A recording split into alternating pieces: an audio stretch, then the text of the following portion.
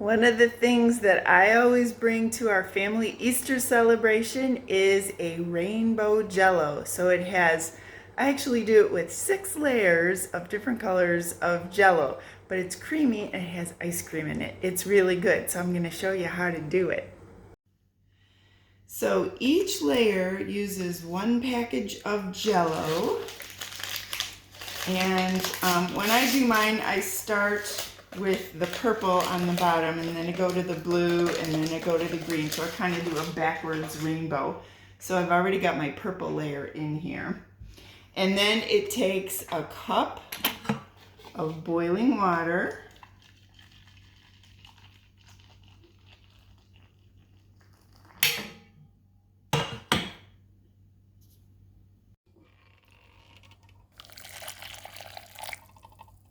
So mix that in until it's dissolved.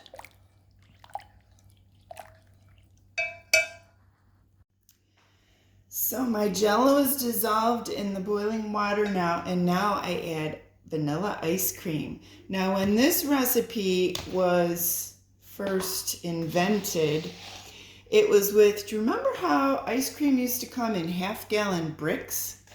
Well, nobody makes half-gallon bricks of ice cream anymore. They've reduced the size, the number of ounces in the bricks. So I did the math, and I live in Valpo, so I get the Valpo Velvet ice cream because, you know, support your local businesses. And I figured out that if I take one of their 48-ounce containers of ice cream and put 1/3 of it with each layer, it's the right amount of ice cream to go in there. So that's what I do.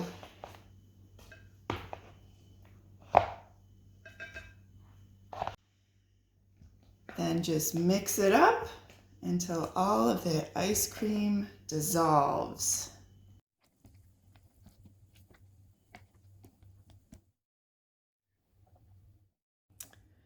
There we go, finally melted.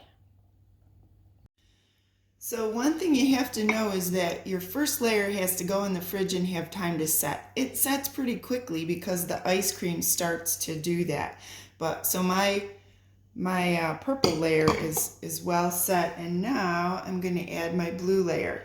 I've also discovered that in this particular bowl, which it's actually a clear bowl, but you can see the condensation on there.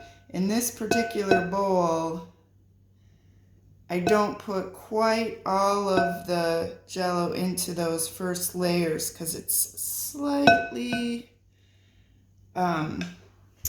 skinnier at the bottom. So I'm just trying to get even layers, and that's enough. And the rest of this will go into another bowl for leftovers. So now I'm going to let this sit for just a couple minutes to firm up, remember, from the coldness of the ice cream, so that I can carefully transfer it back into the fridge. And then I'll let it sit for half an hour to an hour while I do something else, and I'll come back and do our next layer.